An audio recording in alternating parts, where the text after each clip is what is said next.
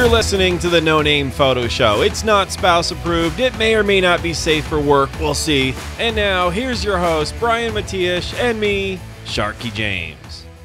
Brian, it's episode 2. We made it. We have officially doubled our output of episodes. They said it wouldn't happen. That's true. And you know what? Let me actually, I do want to take a second, Sharky, because for those who have, we had a really nice response, right, Sharky? We had some good number of people tuning in. And for those that don't know, so that was our first attempt, obviously. It was our first episode. And Sharky, I want to give you, huge thanks because you stayed up for, I don't know how straight, like an entire night straight, kind of cutting up the audio and the video and stuff. So, thanks a lot for that. I really do appreciate that. No problem. It's insane. When you record on Google Plus Hangouts, you're going over the internet. What I learned the hard way last week was when the audio and video gets garbled, it stretches things out. So it doesn't match our audio tracks. So that was a little bit crazy, but I think it worked out. Yeah. I mean, I was super happy with it. And, it's just one of those things. I want to give you a little bit of props. All right. Enough patting ourselves on the back. Right. Yeah. We've got a show to do. Let's get into the show. Well, before we get to that, I want to thank everybody that has come over. It's crazy. Just in the first day, we did more downloads of that episode than it took me 8 months plus to get to there with my original show, and we did it in like a day. That's awesome. And so, I'd like to thank everybody for that. So if you haven't hit subscribe yet, go ahead and do that right now. We'd really appreciate it. Yeah, we're now on iTunes, and we are in the Google Play Store and syndicating pretty much anywhere in any podcast feed. So with that, episode 2, right, Sharky?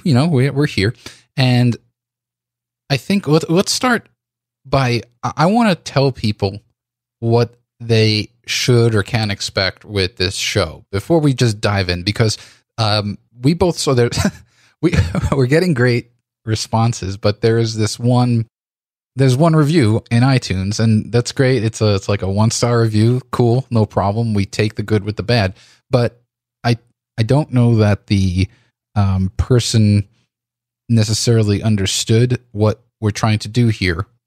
So let's talk a little bit about what is the No Name Photo Show in terms of, I kind of see it as let's just chat, like talking about things going on in photo and tech, but like in a way that's not newsy. Like we're probably going to, say some things that are from the heart and may, a lot of people might disagree with or stuff, but what is your take on this, Sharky? Like I said last episode, when I created my original show, it was news-based, fast-paced, everything that rhymes with aced, I guess. I don't know. It was not to be a 2 guys in their basement chit-chat show. And that's what we're doing right now. You're actually literally in your basement. I'm on the first floor in my home office. And so this show is going to evolve. It's going to be pithy. It's going to be fun. We're going to make mistakes. It's not highly edited like my show is. There's only so many ways you can do it, like we said. Right. And I know this is probably boring the heck out of people, but we're going to get into the show here. So we're not going to do a lot of housekeeping every episode. Right. This is probably it. But we want you guys to know that it's going to be a fun show because hopefully we're fun. I think we're pretty fun. I think so. So now here's what I want to talk about. The other day, Nicole, my wife, Nicole Young, she's a photographer. She runs a Facebook group. I think it's a private group. It's like an On1 help group. On1, they make photo editing software. Yeah. And she was telling me about these people who were just, they were just complaining every time, like On1 would make an update or something, and then they would just complain about the performance of the software on their computers. And so I asked, do you have any idea what kind of computers or operating systems or anything? And she'd say, they're running like, one of them was running a Windows XP machine or a Windows 7, 3 or 4 years old. And this is what bothers me, Sharky. Like really, really gets under my skin. And it's because, working at On1 and working at Google, working on the other side of watching the engineers build the stuff, I feel like on one hand, you've got these people, you've got a person who has absolutely no problem dropping, anywhere from $2,000 to $4,000 on, a 42 megapixel camera that outputs these big fat raw files. And then, but they assume that just because the camera can output such a big file, their computer should just be able to handle it, and the software that they're running should just be able to handle it fine. And this is what bothers me. If you follow my show, and you do. I do. I've been complaining about Lightroom for coming up on 3 years now. It doesn't matter what system you run Lightroom on. That, in my opinion, it's slow, and in the opinion of many people. But I get what you're saying here. If you're going, let's say you're going from the D810 to the D850 that was just announced, and the D850 looks great. I've given Nikon a lot of crap in the last couple of years too, but that looks like a winner. The D810 was 36 megapixels. The D850 is just shy of 46. So you're getting that's a 10 megapixel bump. Think about when we shot 10 megapixel cameras. Yeah. Right? And so now I remember when the 5D Mark III came out, and a lot of people were like, whoa, I need to upgrade my computer because those are huge files. And now it's like nothing to have 36 megapixel images, 46 now.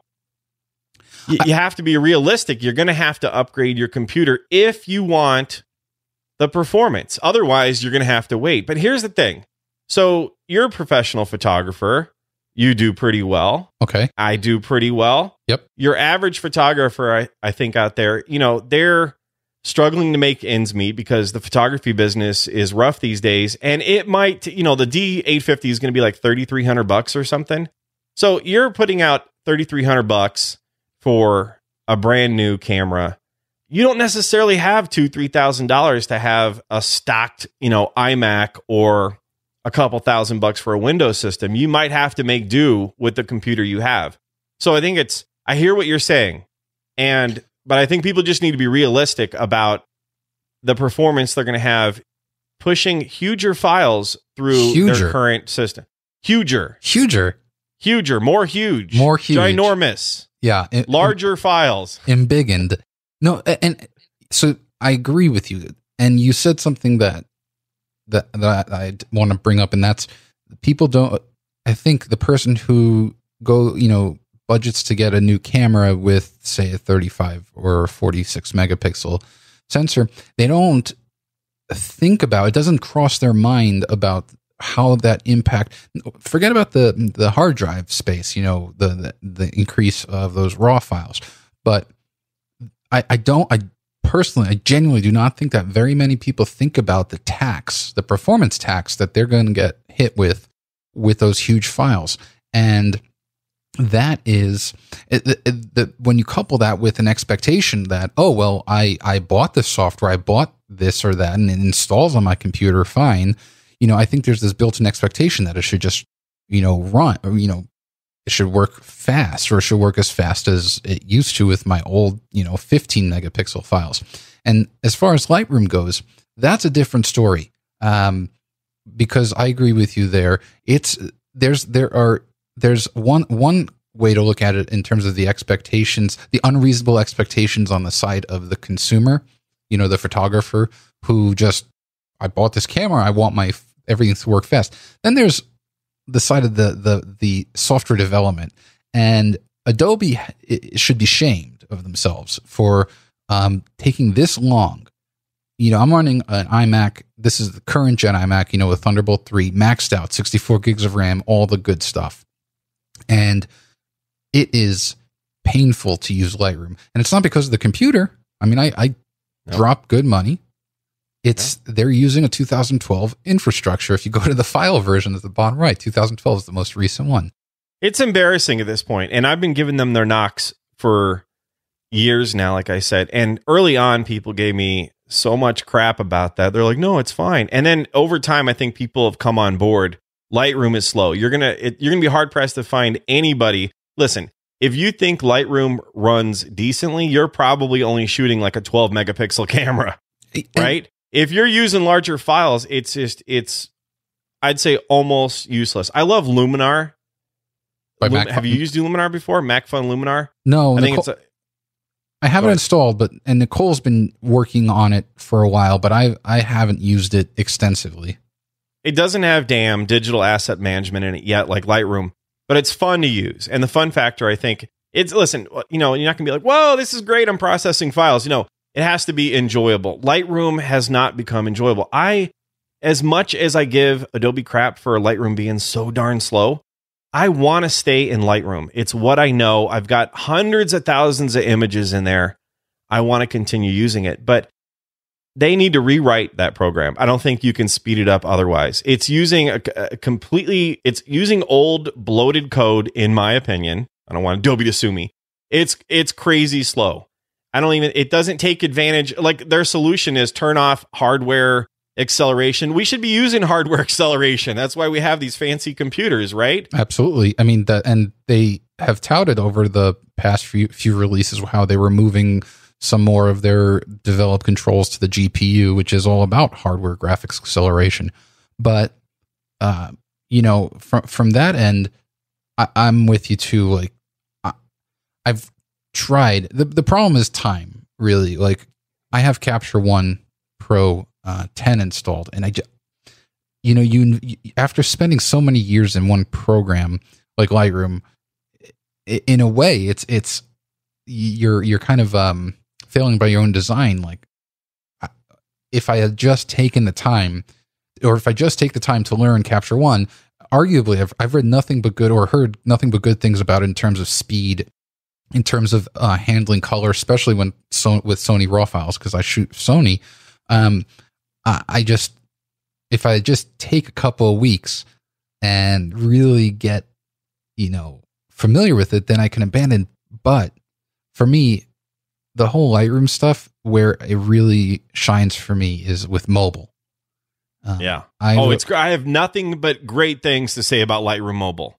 Yeah. They nailed it with that, because it's only been out for a few years now, right? So Lightroom is so old. I call it Grandpa Lightroom. Yeah. Right. We have a debate on whether or not it's turtle or snail slow. Choose. It's kind of like about the same, right? It's so darn slow. I'm sure Adobe hates that. Listen, I'm sure they didn't like when a few years ago now created the hashtag rewrite Lightroom. I'm sure that wasn't appreciated, but it's been years now. Why is it not faster? It's one of those things where same thing with On1. So On1 has a thing where I know this because I just recorded a bunch of videos with Photo Raw, their newest version. And if you combine multiple, just to really speed things up, if you take multiple layers of different resolutions and you do some sort of masking, if you want to go edit, add some effects to it, the first thing you have to do is crop. You actually have to crop in by like a pixel, basically to resize all of the layers. The reason why I say this is because it's a fundamental architectural limitation that will be fixed in a future version. But the same thing with Lightroom. That's my point, is that it's become this big kind of unwieldy beast that to make any fundamental changes to the architecture probably is a monumental thing that they probably have been working on for years. But they have billions. They make billions of dollars. I'm paying $50 a month. You are too, yeah. Adobe, for Creative Cloud. When you've got billions of dollars and you're expanding like crazy, why can't they throw money and developers at this, right? Software programmers to get this done all these years later. Why? I don't understand why. I mean, if Adobe can't do it, there's no hope for anyone else. And in the meantime, all these other programs have come out which are eating at their pie. But I don't know. As far as the solution goes, what can people do computer-wise? They could add more RAM. Yes. That's the first thing. Let's just go back a little bit. Back in the day, 10, 15 years ago, when you actually bought software in a box, right there on the box, it said system requirements. Now, I know they still list that stuff, but no one looks at that anymore. You used to actually look at the box and go, okay, I'm not running Windows XP or OS 9, so I can't do that. So, and I don't have a 386 whatever processor or, a Pentium 4 whatever. Now people just, like you were saying, just assume it's going to work, and it's going to work great, because why not? My iPhone works great. My Android works great. Everything just works. And people forget that you need to maybe throw more RAM into your computer and do all these things to speed things up. You just can't expect it to be quick. But if you're going to buy a 36 megapixel camera, a 46 megapixel camera, you're going to be pushing huge files through it. Things are going to slow down. Yeah. And so RAM is definitely one of those easy fixes, assuming you have a computer that supports upgrading RAM. I mean, eyes looking at Apple here. iMac does now, for a while has supported RAM, but if you have even a remotely new MacBook Pro, you're stuck at 16 gigabytes of RAM. Same thing goes for the actual drive. So solid state drives the prices have dropped so dramatically. You can get a 500 gig drive for a couple $100, like an SSD, probably the fastest read write speeds you can get. So these things do help. And it's a good point, Sharky. Like, you don't necessarily have to go out and buy a new computer, but at the very least, I think it is unfair to hold a software developer accountable if the software is running sluggishly. That's not to say that if the software is buggy or what I would consider core infrastructure is slow, meaning with Lightroom, I can understand, like, if I had an older computer and I take a slider, develop slider, and I drag and there's like latency there, that's a problem with on a 40 megapixel file. That's a problem with my computer. Where I do have a problem with the software developer is when I I hit, say, D for develop, or L for library. If I'm just switching modules and I can count on my hand in seconds how long it takes for the user interface to change, that is shoddy programming. And that's Lightroom. Just going from photo to photo in Lightroom is an exercise in frustration. So I always say, and this is, photojournalists have been using the program Photo Mechanic for years, and it just lightning speed. And I'm not paid by Photo Mechanic. No one's paying me here. It's $150, and it sucks that people even have to spend the money to do what they should be able to do in Lightroom. There should be a culling module in Lightroom. You should be able to tear through photos at lightning speed in Lightroom. Or they could put out a program tomorrow to let you do that, to compete with Photo Mechanic that could be free. Here you go. You guys are paying for Lightroom. Here's a culling module. So what I do is, like, when I shoot a football game, like this coming Friday, I'm going to shoot a football game. I might shoot, let's say, 1,000 frames. Let's just say I can get through those in 10 minutes tops and make my selects, color code them, and whatever in Photo Mechanic. Now, if I were to do that in Lightroom, easily that's a couple hours, because just going from photo to photo and having it render, and we're not talking full one-to-one, smart preview renders and all that kind of stuff, just being able to see what you shot enough to be able to decide whether or not you're going to select it is painful in Lightroom. It just is. So I call in Photo Mechanic. It takes about 10 minutes. Color code it, whatever, bring it into Lightroom, and then edit maybe 20 or 30 photos. And that's what I do. I think a lot of wedding shooters are doing that now. Obviously, sports shooters, photojournalists. If you're doing everything in Lightroom, time is money, especially, let's say you're a wedding photographer. You don't have time to go through 2,000 images from a wedding and take 5 hours to do that. Who's got that kind of time? Right. And I think it's interesting, like, just looking at what software is available today and where, who the winners are going to be. You're starting to see this interesting kind of democratization. All of a sudden now you're starting to see companies have building their own raw processing engines, and every app has the same basic functionality. Everyone has kind of tone correction, brightness, contrast, saturation, some sort of structure, dehaze, vignetting, sharpening, split toning. Where I think you start to see, you're going to start to see kind of winners from losers is two things. One, you said earlier, the kind of the enjoyment, like you're talking about Luminar. How enjoyable is it? Because if the experience of using the app causes frustration, it makes you not want to use the app.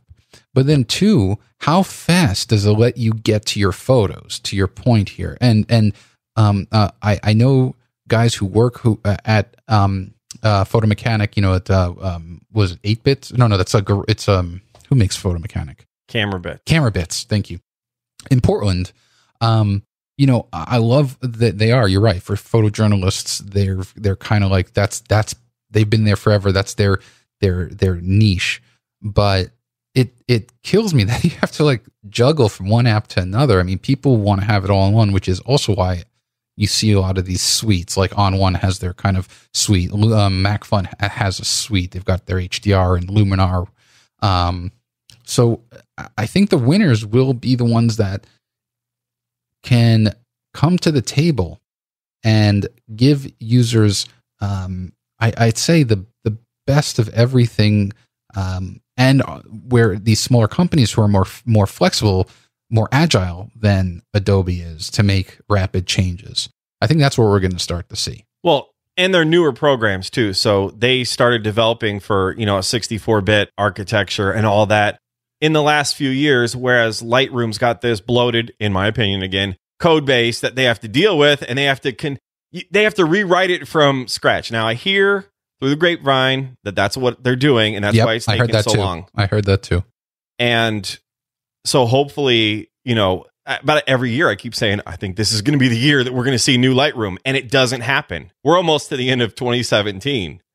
So I don't know, but we should probably move on. We've been doing about 20 minutes or so on this topic. Yeah. Is there anything else you want to add to it, or? No, I just think that it's important for end users who are going to, invest in a new, especially we have this kind of, I think we're coming to that season of in the autumn, new cameras, just before the Christmas and holiday times.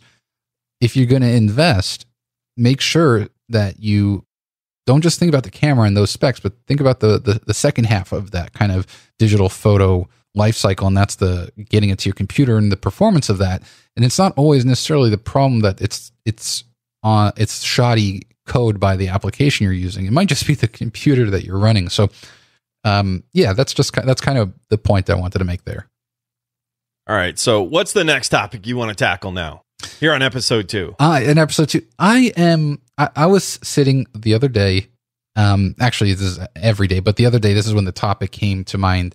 I was on Instagram, and I realized just how bored I was in Instagram. I wasn't bored of Instagram.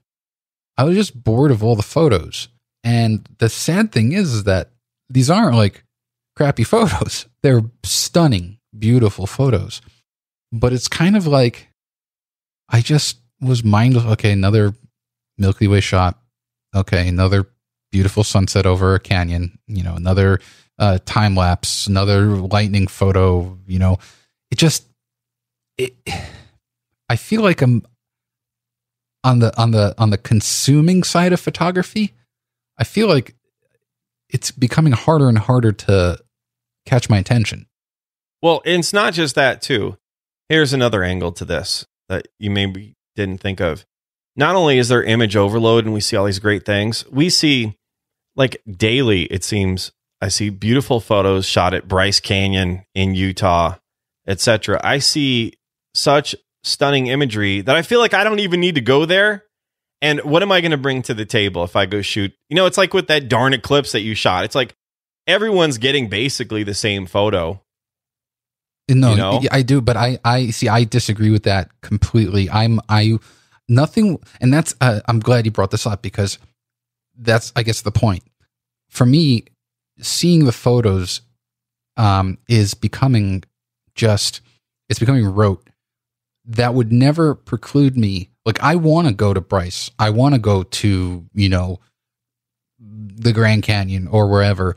I think that in the whole grand universe of photography, the thing that's going to save a lot of people is having to go out and just go create photos, and still share.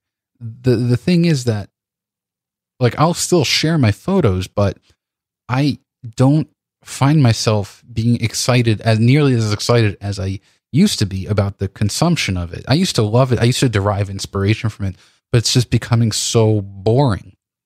And maybe you follow too many people. Well, I think I follow the right people. I think. I mean, there's God. But that's the other thing. There's a trillion people. How many people? And maybe it's just the fact of removing myself from even consuming and just kind of putting myself in situations that are a bit more engaging, like these conversations that we have here. But for me, just, I don't know if other people kind of can relate to this, but it's like, how many sunset photos do I need to see? It's not just you. You know, I talk to a lot of photographers. We've got a rather large audience with the Petapixel Photography Podcast. Get a plug in there. Mm-hmm. And it's image overload.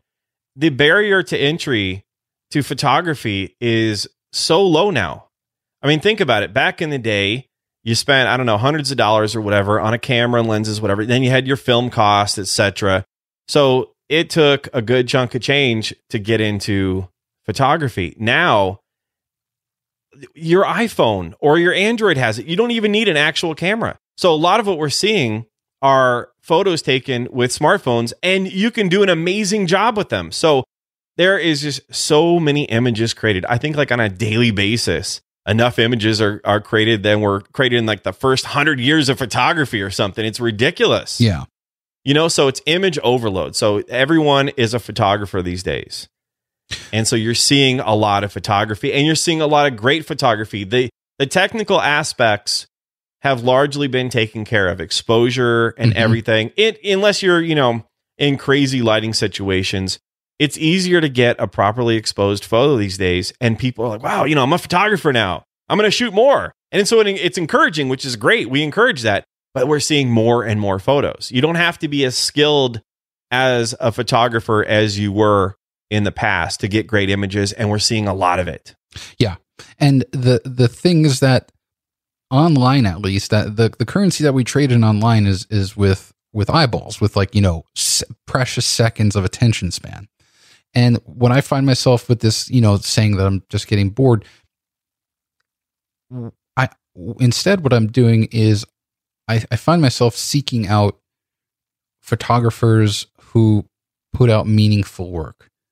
Meaning there's something, it's not just a beautiful sunset shot, you know, or, you know, another Northern Lights photo in Iceland, or some, you know, the Dolomites. I mean, great. It's all good. What I'm looking for are like photographers who are actually creating a message with their work. Like even like Ben Von Wong, who, you know, I have my own kind of thoughts on some of how he has done stuff, you know, kind of clickbaity stuff, which I'm not a big fan of.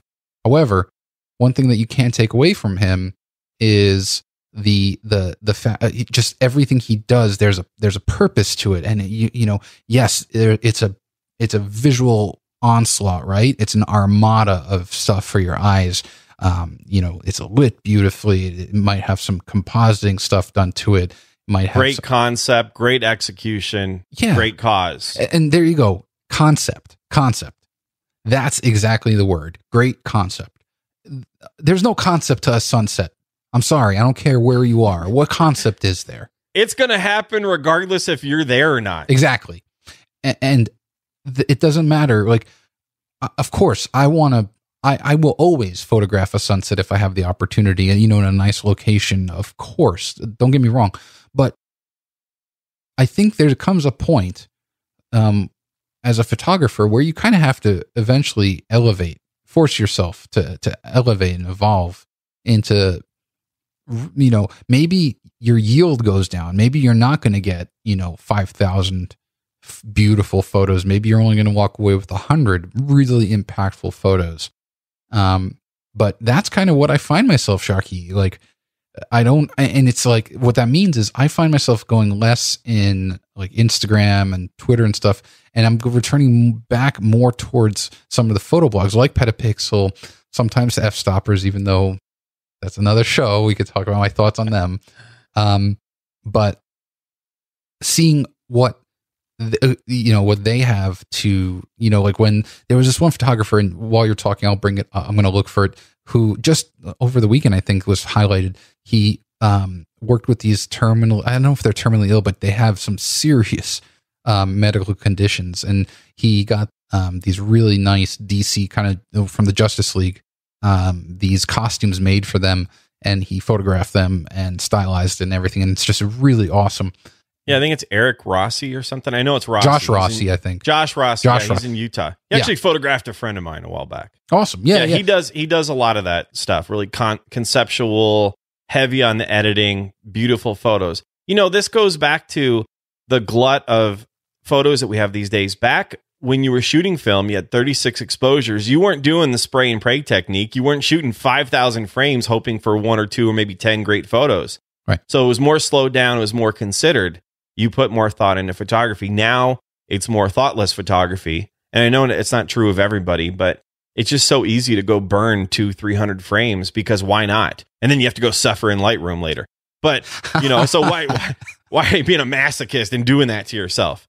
But so slowing down, that's what I loved about being a photojournalist, which is what I did, pre-Petapixel and everything and doing this podcast, is it was photography with a purpose. In 5 years and 3 months there at my last newspaper, I did over 1,500 assignments. So you're meeting a lot of people, you're shooting a lot of different things. There's a lot of different, data points. There's more variety, and you're shooting stories. Not everyone wants to do that. But that's also what I like about sports is I'm not a big sports fan, but I like the stories behind sports. Sure. The achievement. And that's what I like about shooting sports is that it's going to be something different. It's not going to, anyone can go to Bryce Canyon and it's going to be roughly the same types of photos. The place hasn't changed, or it hasn't changed much in millions of years. Right. Whereas with sports, it's going to be different every single darn time. Absolutely. And that's the thing. Like, you can argue, well, it's the human element, but then what that yields is going to Bryce and just having that person in the distance with their arms out in the V. How many things do you see? Why are you even doing it? What does that even mean? Yeah. That your arms are out? Like, I don't understand that. But if it makes you happy, shoot it. Whatever makes you happy, right? Well, there's you run the risk of getting bored with photography. I said this just last episode of my show, I believe. There's a lot of times where I don't go shoot because I'm like, well, I don't feel inspired to go shoot anything. What am I going to shoot today? Go shoot a flower or something? It's like, you need to have a photo project or something to motivate you. Those 365-day projects, even if you might not shoot every day, at least gets you shooting. That's why you buy a camera in the first place, is to do some photography. Yeah. Yes, I get that. But, and the whole shoot, just whatever makes you happy. But at some point, you're going to lose people like me, because if you just keep shooting what makes you happy, I'm going to get bored of you. And because what I want to see is I want to be inspired. When I consume to be inspired. And consume, meaning I go on Instagram or I want to go online when I'm not actually creating. I want to consume, and I want that consumption to feed my inspiration. I want it to. And I'm sorry, but if shooting sunsets over and over and sharing those makes you happy, eventually I'm just going to get bored of it. And I'll know you're a great sunset photographer or you're a great landscape photographer. That's really great. But what I'm looking for are people who challenge themselves, because that instinctively makes me want to challenge myself, and up my game. And that's kind of that reciprocity is what I think is what the conclusion, the logical conclusion is that I'm getting at from when I said how I just got bored with Instagram. Like, I want to find people and things that really kind of like, oh man, that's it sounds like what you want is a curated collection of photos by someone who knows good photography when they see it. Is that out there? I mean, there's 500px, but that's not really, well, I guess part of that's curated. Right? They're like editor's picks, but 500px, I think, has a lot of great photos. It's kind of changed from what it used to be. Well, but Instagram is not necessarily where you're going to go for great photography necessarily. 500px, I think, raises the bar a little bit more. People, at least in the beginning, tended to put their good stuff there. It wasn't like Flickr where you threw up all 300 photos that you shot, right? You put up your 2 or 3 best because you didn't want people to comment saying this photo sucks. Right, but it's not just about the photos, though. I also want to know about the story behind it. So it's not just like, most of the times when I see on 500px or on Instagram, and honestly, I really don't even go to 500px anymore.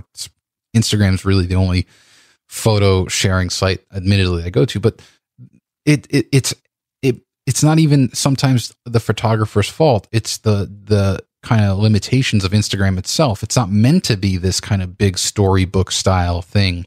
It's meant to be quick, just like share, boom, shoot, and so that's another interesting way to look at it, is like, that's why I find myself going back to the websites that aren't confined to, a square photo with, these kind of these SEO rules, like, oh, you should only have like, between 150 and 200 characters, 2 to 3 sentences max, and, 3 or 4 hashtags. Like, it becomes a formulaic. Whereas if you go to a photo blog, for example, or you just follow a photographer that you admire and they actually maintain their blog, you can get more out of it. I feel like it's more nourishing and there's not as many empty calories.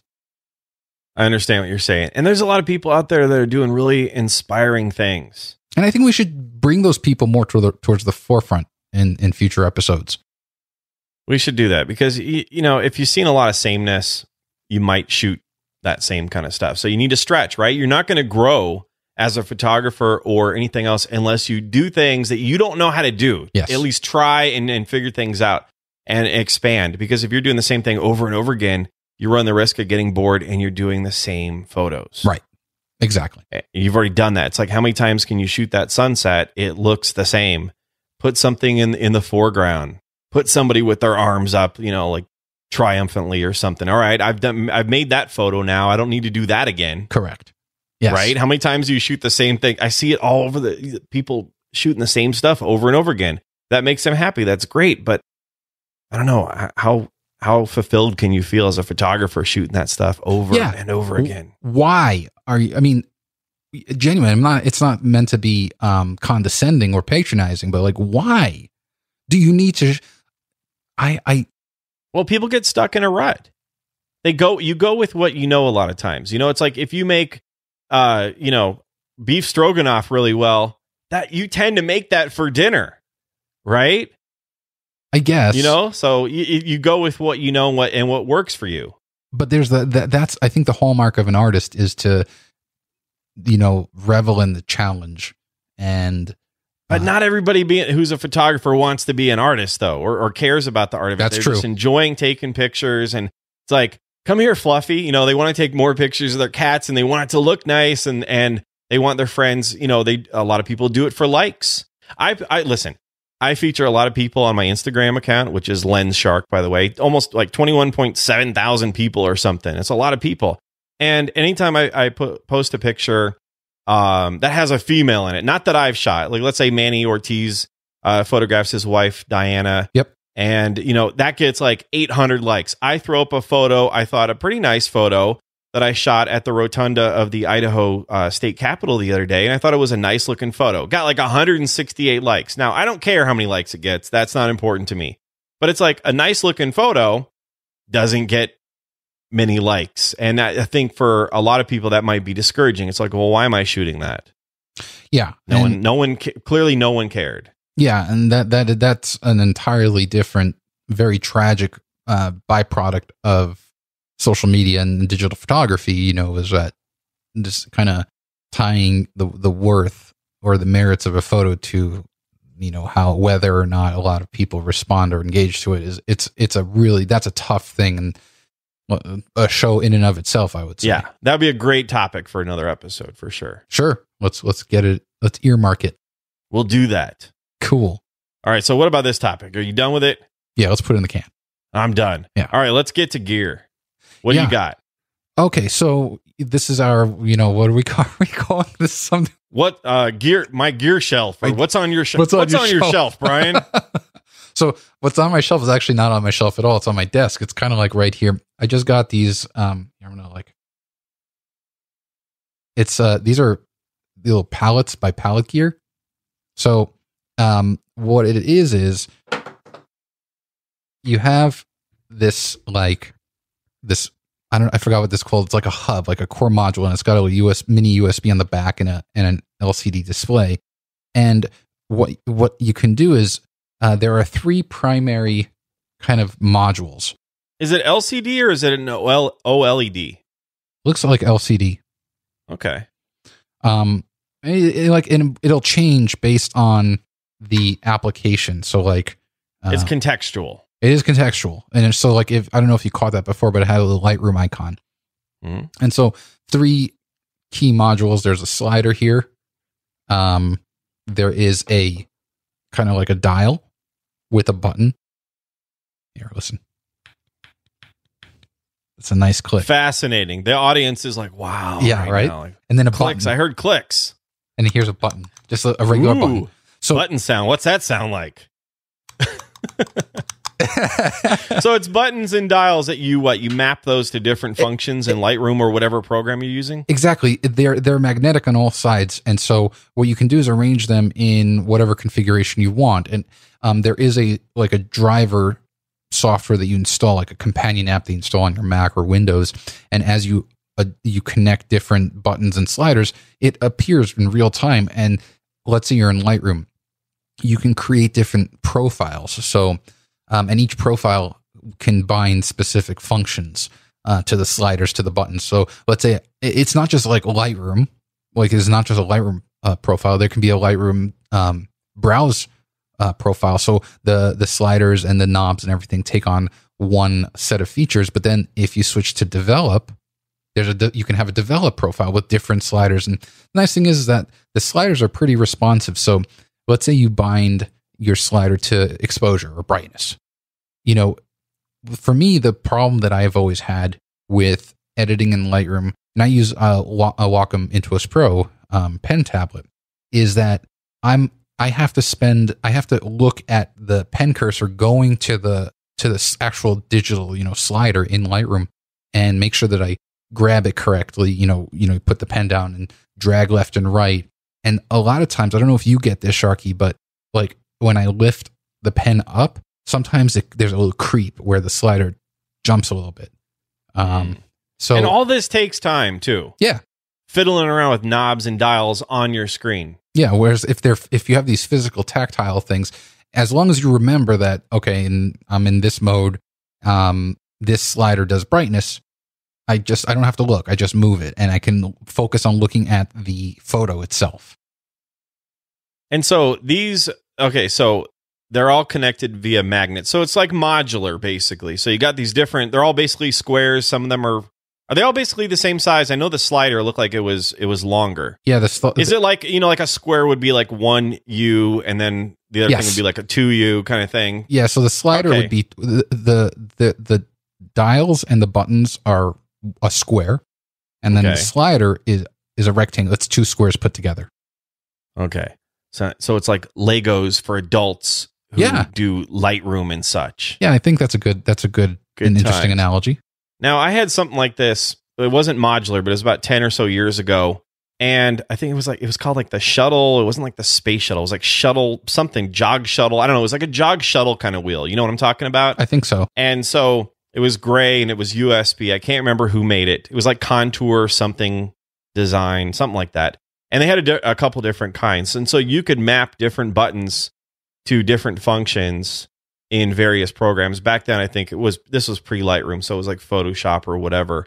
I actually used it in like Final Cut Pro and in Premiere. So you could use the jog shuttle wheel and such. So this takes it a whole step further by being able to map different functions to different buttons and sliders. So you're not wasting time going up in the program, dragging it. You just, as long as you maybe look down at it, make sure you're grabbing the right thing, and then just adjust from there. This is how, like professional consoles, like people that have, like we've got mixers. There's buttons and sliders for everything. Right.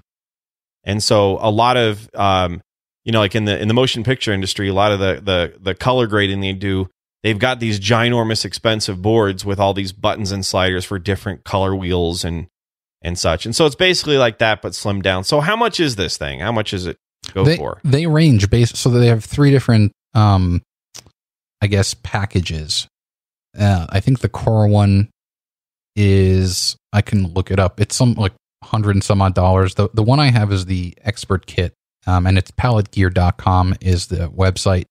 So the starter kit is $200, and that comes with they all come with that LCD brain thing. And then the hub, I guess. And that comes with 2 buttons, 1 dial, and 1 slider, and that's $200. And I've got the Expert Kit, which is $300, so $100 more than that. And that comes with 2 sliders, and basically then there's the Professional Kit, which is $500, and that comes with even more. So you start with whatever kit you want, and then you can buy individual modules. So let's say you just want an extra slider, so you don't have to spend it for another kit. You just buy the slider module. That's pretty cool, because there's a new product out. I think it's fairly new. It's called Loop Deck. Yes, and that's like hundreds of dollars, but it's like almost like a ginormous kind of key. Ginormous is the word of the day.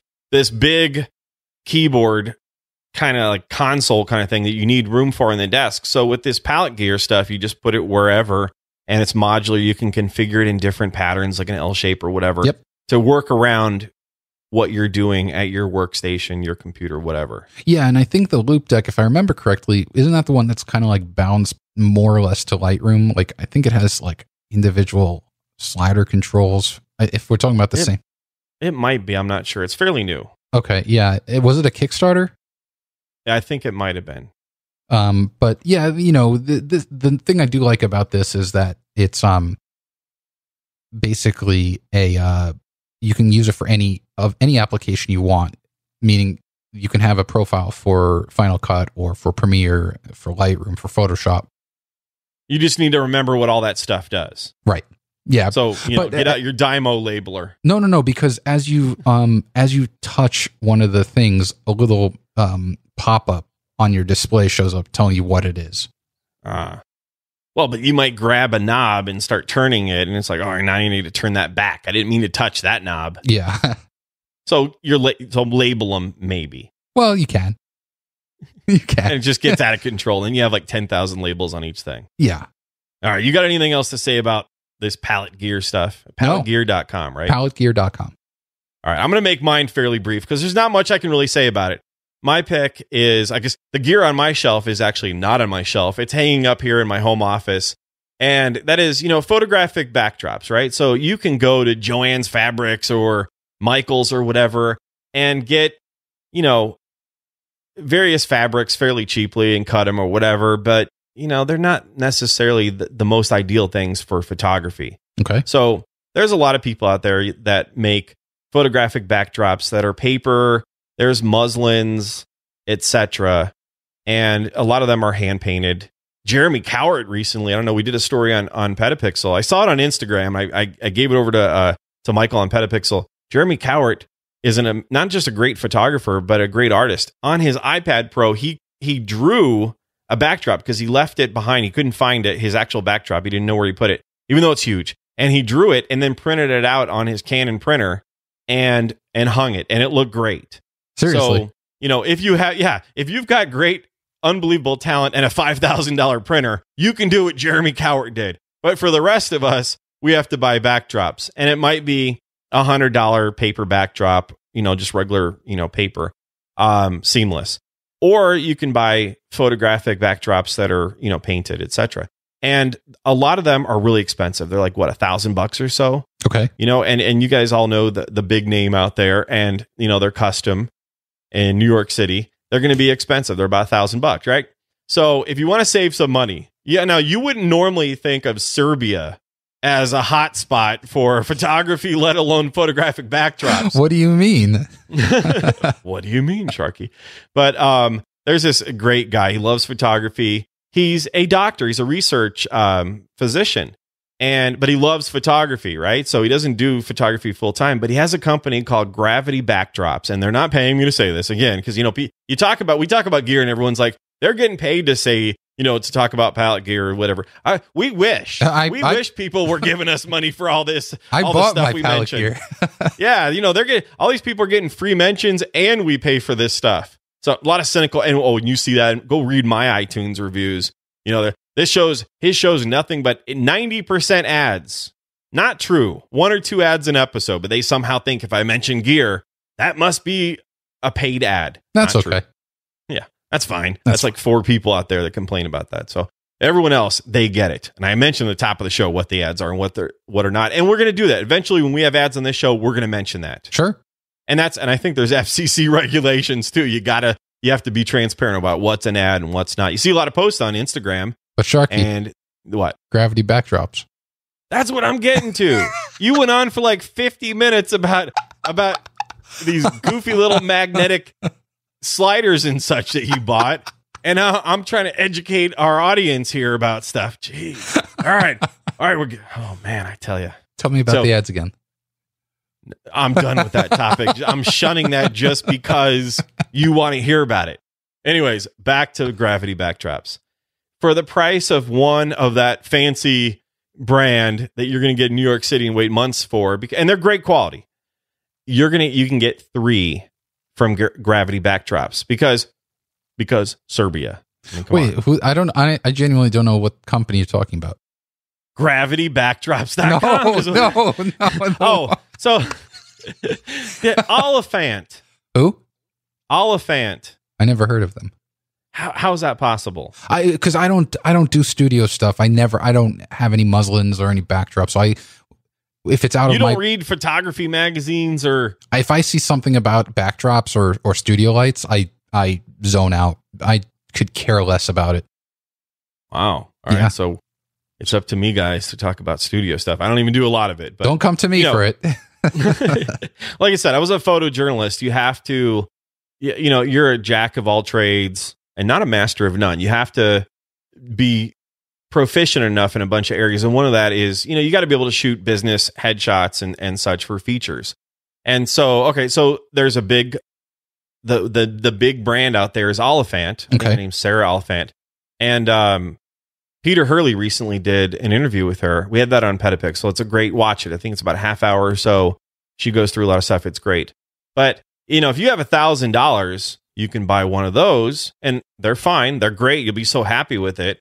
But for that $1,000, you can get 3 from Gravity Backdrops. Right. Because they're in Serbia. Right. And so I guess the cost of living's different and whatever, and they're able somehow to do it cheaper. I don't know how they do it, but they're different. What? Hey, New York's expensive. Yeah, Serbia. You're Midtown Manhattan. Serbia is Serbia. I mean, I don't know how many people we have listening from Serbia. I'm guessing all maybe like 1. Probably none yet, but on my show we have some. We welcome you. The Balkan states and such. I don't know. I guess they're able to do it more cheaply. The bottom line here is you could either get one expensive $1,000 backdrop from whoever, or you could get 3. You could get gray, you could get a rust color, you get green, whatever. And they've got a little bit of a backlog. These are custom painted, and they're cranking these things out, and they're beautiful, unbelievable backdrops. Lindsay Adler uses it. Lindsay Adler, right? I do. She's a fellow Syracuse alum. There you go. So she's used gravity backdrops. There's a lot of big names out there have discovered their backdrops because they're beautiful. And why spend the money? Why spend $1,000 when you can spend $200-$300 and get one, or spend $1,000 and get 3? Take the money that you save and put it towards a computer upgrade. Exactly. That's what you need to do. Right. So if you're doing, I don't do a lot of studio stuff, but in the corner of my room here, I've got one of my gravity backdrops hung up. It's kind of like a really nice modeled kind of gray. And one of my sponsors over on the Petapixel Photography Podcast is Kupo Grip Gear. And before they even sponsored my show, I bought a couple dozen easily Kupo grip arms and connectors and all kinds. I love these Kupos. They go, that should be my pick. That should have been my pick this week. These poles that go, they're tension poles, and they go from floor to ceiling or wall to wall, etc. So I've got 2 of those going from floor to ceiling, and then one going across, and then I've got the backdrop from Gravity Backdrops clamped on there. Mm-hmm. And so, there's a number of different ways you can mount backdrops. That's the way I chose to do it. It's a semi-permanent installation. If I need to move it, I can. If I need to drop that down and put up one of my other gravity backdrops up there, I can do that. So there you go. I guess my pick this week is Kupo Grip Gear as well as gravity backdrops. Now, I don't have a code or anything for gravity backdrops, but if you want to get 10% off and I swear they're not sponsoring the show. That's true. Sponsor my other show. It is true. Brian and I are not making anything on this. That's true. But you can get 10% off at kupogrip.com with the code Petapixel. So PETAPIXEL, you can get 10% off. And actually go to lensshark.com/deals because you can use that code other places as well. So save some money. We like to save our audience money. We like to talk about expensive things, and we like to save you some money as well. That's right. Why not? Photography is expensive. Yes, it is. So there you go. There's that's what's on my shelf, even though it's not on my shelf. Neither of those. All good. They're not even close to my shelf. It's not on a shelf. It's hanging. Exactly. That's what I said. Yeah. It's not near my shelf. Yeah. Right. So maybe we need to reevaluate the title of this segment. No, let's just keep it. All right, fine. All right, Sharky. So I'd say that's a wrap for episode 2 of Absolutely the No Name Photo Show. To everyone listening, thank you so much for making it with us here. By all means, please first follow us we're on social media everywhere at No Name Photo Show, and subscribe to the show. We are in iTunes, we're in Google Play, we have a Libsyn feed, we have everything, right, Sharky? Exactly. And let us know what you think. Go ahead and review our show on iTunes. You can be scathing if you want to. Doesn't matter. Be genuine though. Don't just be a jerk just for jerk's sake. That's right. No one, we have enough trolls. Don't feed the trolls. Exactly. Thanks so much for listening to the No Name Photo Show. Sharky and I would be thrilled if you would subscribe in whatever podcast app you're using and tell a friend. So how about we do this again in the next episode? Yeah, let's do that.